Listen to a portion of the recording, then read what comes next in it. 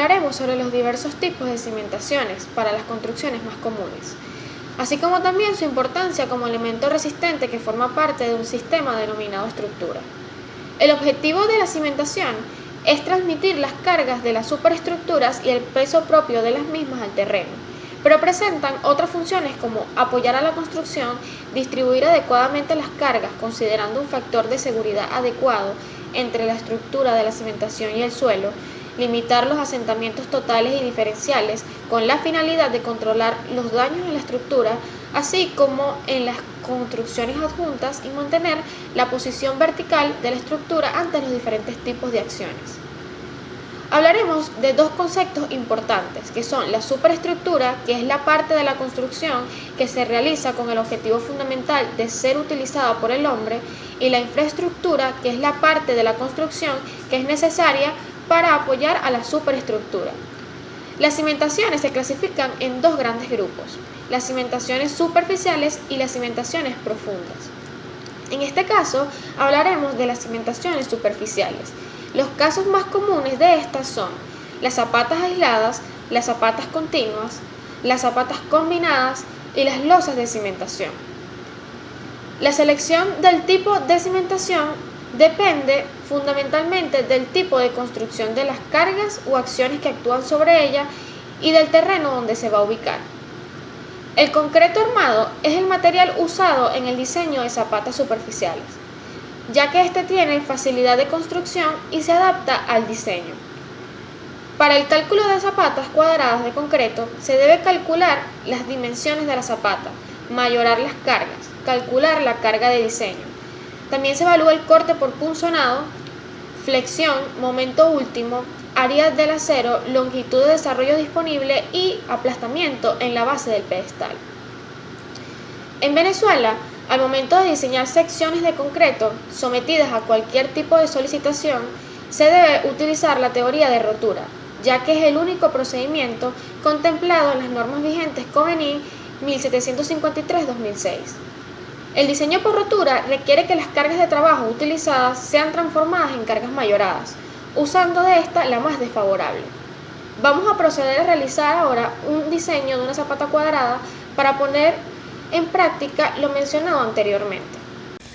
Vamos a realizar este ejercicio que dice: diseño una zapata cuadrada para soportar una carga de servicio CP, carga permanente de 156 toneladas y carga variable 84 toneladas.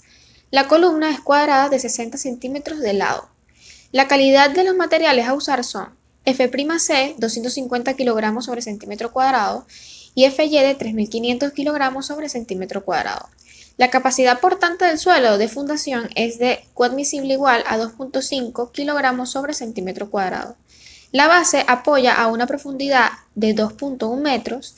El peso específico del suelo es de 1.800 kg sobre metro cúbico y del concreto 2.400 kg sobre metro cúbico. El primer paso es el cálculo de las dimensiones de la zapata. Al momento de sustituir los valores, nos vamos a dar cuenta que las unidades no coinciden. Por lo tanto, debemos hacer las conversiones respectivas. Primero pasamos Q admisible a tonelada sobre metro cuadrado y el peso específico del suelo a tonelada sobre metro cúbico. Luego igualamos el Q admisible igual a la Q total. Y tenemos que Q admisible es de 25 toneladas sobre metro cuadrado y tenemos la fórmula de Q total, donde Q es la suma de las cargas 156 más 84, que nos da 240, que es la carga que baja por el pedestal de la columna. AF es el área de la fundación que no la conocemos, por eso colocamos B cuadrado, porque es cuadrada. El peso específico del concreto es de 2.4 toneladas sobre metro cúbico, por la altura de la zapata que se asume de 0.5 metros, más el peso específico del suelo que es 1.8 toneladas sobre metro cúbico, por el DF que es 2.1 menos el 0.5 metros. Despejando, obtenemos como resultado que B es igual a 3.4 metros o 340 centímetros. Calculado esto, pasamos a mayorar las cargas, que según la norma es 1.2 CP más 1.6 CB, y esto nos da 321,6 toneladas. Luego procederemos al cálculo de Q último, que es la carga QU, carga de diseño, entre el área 3,4 por 3,4, que da 11,56 metros cuadrados y nos da 27,82 toneladas sobre metro cuadrado, que es el esfuerzo de diseño de la zapata. Ahora se calcula el cortante BU. Como la zapata es cuadrada, se debe chequear el corte por punzonado. El perímetro que está sin rayar sería lo que está punzonado y será el pedestal más una distancia D que no sabemos. Colocamos 0,70 porque el recubrimiento utilizado es de 10 centímetros y la columna en el enunciado nos dice que es de 60. Por lo tanto es 0,70 metros. El área rayada sería el área total menos el área sin rayar, donde BU es la fuerza cortante de la zapata. Entonces sustituimos los valores y nos queda una ecuación de segundo grado. Ahora vamos a sustituir en la fórmula de esfuerzo cortante el BU entre B sub 0 por D, donde B sub 0 es el perímetro del área sin rayar, por D que no conocemos. Teniendo esto, se iguala el corte unitario del suelo BU al corte unitario del concreto BC, donde BC es 1.06 por phi por F'C, donde phi es 0.85 porque se está evaluando por punzonado. En diseño se hace BU igual a BC y se obtiene el valor de la altura útil que satisface los requerimientos de tensión diagonal, el cual al sustituir nos dio 0,44 metros o 44 centímetros. Ahora procederemos a hacer el cálculo de acero por flexión.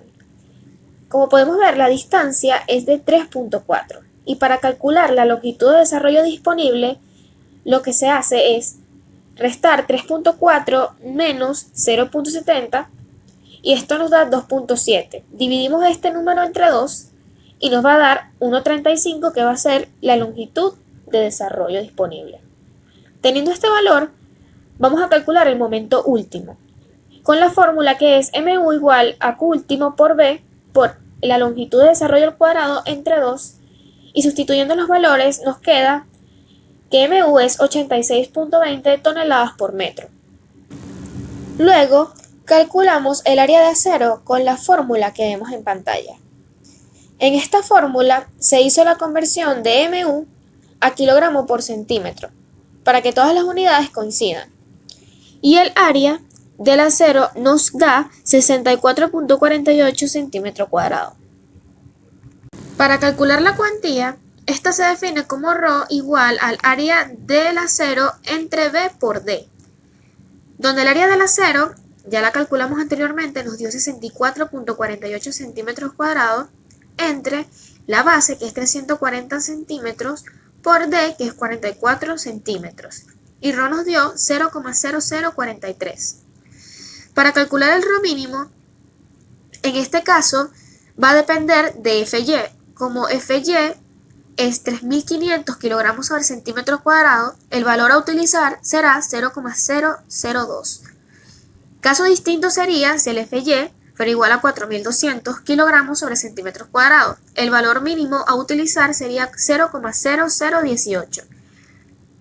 Pero como en este caso estamos utilizando el FY de 3.500, se estaría utilizando como ρ mínimo 0,002. La cuantía balanceada, su fórmula es 0,85 por B por F'C sobre FY más 6.000 entre FY más 6.000, donde B va a depender de F'C. Como F'C es 250 kilogramos sobre centímetros cuadrados, se utilizará el valor de 0,85 y así nos da como resultado que la cuantía balanceada da 0,033. Para el cálculo del ρ máximo, su fórmula es 0,75 por la cuantía balanceada y nos dio como resultado 0,025. Como podemos observar, el ρ está dentro del rango máximo y el mínimo, por lo tanto, sí cumple. En este caso, se usarán 13 cabillas de 1 pulgada. Y ahora procedemos a calcular la separación del acero, donde la separación es igual a B menos 2 veces el recubrimiento entre el número de barras menos 1, donde B es 340 centímetros, o sea la base, menos 2 veces el recubrimiento según la norma es de 7.5 centímetros, por eso utilizamos 7.5, entre el número de barras que es 13, las 13 cabillas que estamos usando menos 1. Y eso nos da como resultado 27,08 centímetros. Ahora procedemos a chequear la longitud de desarrollo. Por norma son 3 fórmulas. De esas 3 fórmulas se debe tomar la de mayor longitud. La primera fórmula es 0,06 por el área de barra por FY entre la raíz cuadrada de F'C. Esta nos dio 67.34 centímetros.